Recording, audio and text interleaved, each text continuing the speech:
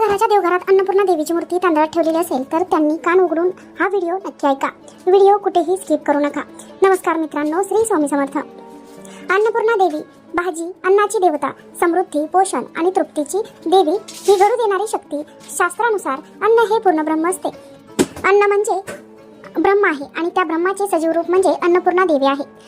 आणि देवघरात तिची मूर्ती, जेव्हा आपण देवघरात जेवणाला विशेष महत्त्व आहे. देवघरात अन्नपूर्णा देवीची मूर्ती तांदळामध्ये ठेवलेली असते.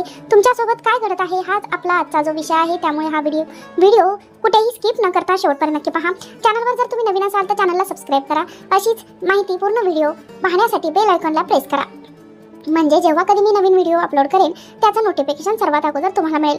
देवघरात अन्नपूर्णा देवीची मूर्ती का ठेवतात? घरात अन्नाची कमतरता होऊ नये म्हणून. त्या घरात अन्नपूर्णा देवींची श्रद्धेने पूजा केली जाते. अन्नाचा अपमान केला जात नाही. त्या घरात कधी अन्नाची टंचाई राहत नाही. उपासमार येत नाही. गरिबी टिकत नाही. शास्त्र सांगते स्वयंपाकघर हे घराचे लक्ष्मीस्थान आहे आणि अन्नपूर्णा देवी ही त्यात लक्ष्मीची आरती आहे. म्हणून देवघरात अन्नपूर्णा देवीची मूर्ती ठेवल्यास स्वयंपाकघरातील दोष कमी होतो. अन्न हे सात्विकता वाढवते. आणि बघा, कर्ज, दारिद्र्य आणि अन्नपूर्णा देवी ही खूप घरामध्ये आपल्याला दिसते. अन्न असूनही समाधान नसते. पैसे येऊनही टिकत नाहीत. खर्च वाढत जातो. यामागे कारण असते अन्नाचा अपमान, अन्नपूर्णा देवीकडे दुर्लक्ष. अन्नपूर्णा देवीची मूर्ती देवघरात असल्यास अनावश्यक खर्च कमी होतो. अन्नावरचा पैसा वाचतो. घरात समाधान वाढते. देवी एका हातात अन्नपात्र, दुसऱ्या हातात पळी असते. चेहऱ्यावर करुणांनी ममता असते. फार भयानक किंवा तुटलेली मूर्ती देवघरामध्ये चुकूनही ठेवू नका. मूर्ती कोणत्या धातूची असावी? मूर्ती ही पितळ किंवा कास्य किंवा पंचधातूची असावी. मातीची असू नये. जर असेल तर योग्य पद्धतीने असावी. प्लास्टिकची किंवा तुटलेली मूर्ती चुकूनही आपल्या देवघरामध्ये ठेवू नका. अन्नपूर्णा देवीची रोज पूजा कशी करावी? तर काही सोपे नियम आहेत. दिवा लावताना अन्न हे पूर्ण देवीला नमस्कार करा. स्वयंपाक सुरू करताना प्रमाणात स्मरण करून पहिला घास हा देवाला अर्पण केल्याचा भाव ठेवा.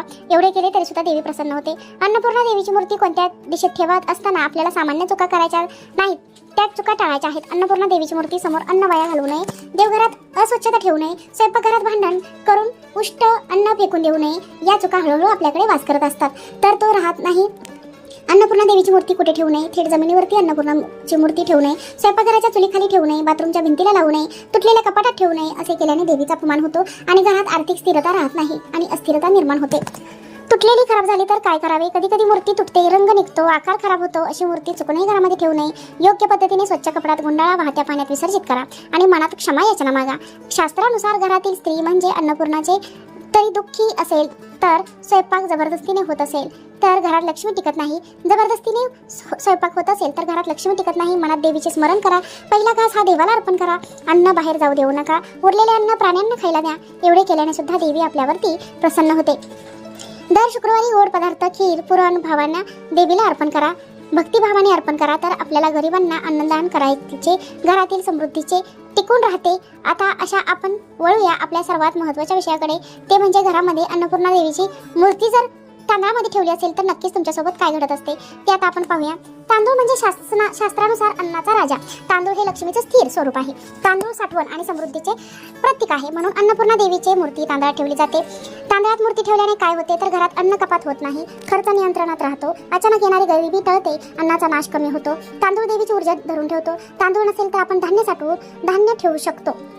जर तांदूळ शक्य नसेल तर गहू दुसरा उत्तम पर्याय आहे. ज्वारी हे ग्रामीण घरांसाठी. त्याचबरोबर डाळी, तुटलेल्या धान्य, खराब केलेल्या या मूर्तीत ठेवू नका. चुकीच्या धान्यात मूर्ती ठेवल्याने दुष्परिणाम आपल्याला भोगावे लागतात. त्याचबरोबर ते जर आपण चुकीच्या धान्यामध्ये मूर्ती ठेवली तर अन्नाचा नाश होतो. अचानक खर्च उद्भवतात. घरात समाधान वाढते.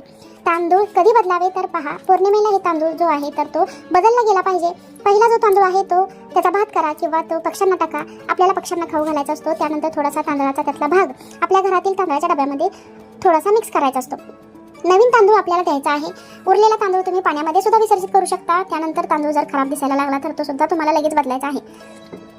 पौर्णिमेची सुद्धा तुम्हाला वाट बघायची गरज नाही. बघा, आई किंवा घरातील स्त्री तुमच्या आईचा ती गरज नसते. बघा, आई किंवा घरातील स्त्रीने डोळे बंद करून म्हणावे, माता अन्नपूर्णा, घरातील अन्न कधीही कमी पडू देऊ नकोस. आमच्या घरात समाधान, सुख, समृद्धी, शांती नांदू दे. हा संकल्प खूप शक्तिशाली मानला जातो. तांदूळ बदलताना होणारे सामान्य पण मोठी चूक म्हणजे अनेक घरांमध्ये तांदूळ बदलताना जुना तांदूळ थेट कचऱ्यात टाकतात किंवा विचार न करता बाजूला फेकतात. हे अन्नपूर्णा देवीचा अप्रत्यक्षपणे अपमान मानला जातो. योग्य पद्धत म्हणजे जुना तांदूळ पक्ष्यांना खाऊ घाला किंवा वाहत्या पाण्यात विसर्जित करा आणि माता अन्नपूर्णेला झालेल्या चुकीबद्दल क्षमा असावी असे म्हणा. ज्या घरात तांदळाचा आधार नाही तिथे भात वारंवार वाया जातो.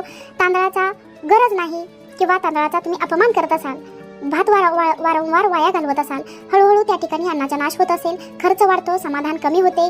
म्हणूनच अन्नपूर्णा देवीची उपासना करणाऱ्या घरात भाताचा कण सुद्धा वाया जाऊ देऊ नका. अन्नपूर्णा देवी आणि अक्षता म्हणजे तांदूळ प्लस हळद प्लस कुंकू. अक्षता म्हणजे अखंड तांदूळ, हळदी कुंकू याचा अर्थ अखंड समृद्धी, आरोग्य आणि सौभाग्य. यावरील व्हिडिओ तुम्हाला कसा वाटला मला कमेंटमध्ये नक्की कळवा. व्हिडिओ आवडला असेल तर व्हिडिओला लाईक, शेअर, सबस्क्राईब करा. आजचा व्हिडिओ पाहिल्याबद्दल तुम्हा सर्वांचे मनापासून धन्यवाद. श्री स्वामी समर्थ. जय जय स्वामी समर्थ.